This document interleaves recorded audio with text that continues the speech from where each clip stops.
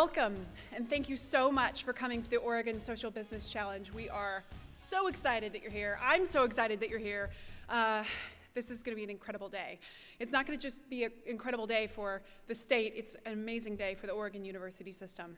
So thank you so much. Today is a new beginning. It's a conversation and an opportunity to think about the meaning and the value of higher education and the impact it creates in the lives of our citizens. At the Oregon University system, it's our role to think about the greater higher education needs for our state.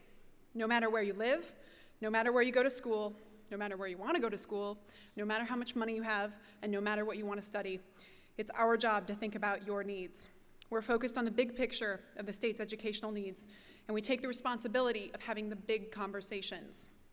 Social business is one of those big conversations because it demonstrates the many ways that our graduates and our institutions are serving the long-term economic, environmental, and social needs of our state.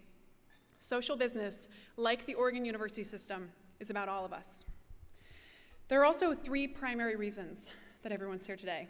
I know that one of them is because they want to hear the amazing Professor Muhammad Yunus. I know.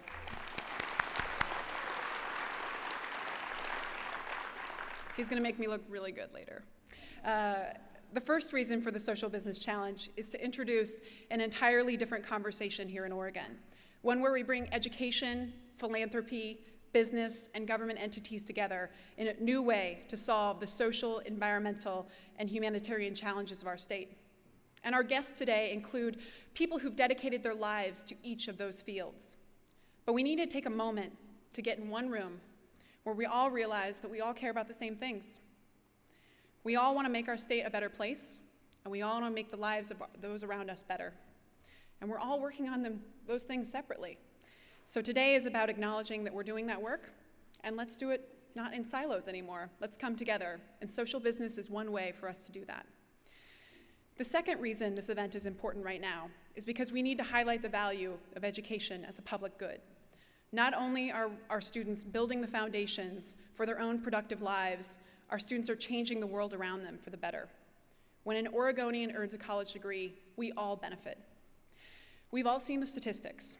College graduates volunteer more, they show more civic engagement, they contribute more taxes, and not only today are you going to get a chance to hear from some of our phenomenal students who are pitching social business ideas to solve the many challenges that exist throughout our state, you're going to get a chance to hear from some of our successfully launched social businesses from recent Oregon University system graduates. Public opinion polling in our state shows that there's a pervasive belief that higher education is a private good. You go to college, you get the degree, so you get the value, and therefore you're the only one who benefited and you should pay for it. But we know this is not true. We know our graduates leave our universities looking to contribute to society and make the world a better place. And today is about sharing that message. Finally, we're all here because there's a call to action. We need your help. We need you to share your story about how going to college has inspired you to give back. Share it with the kids in your neighborhood. Share it with the people on your street, with the young people who had never even considered the possibility of going to college.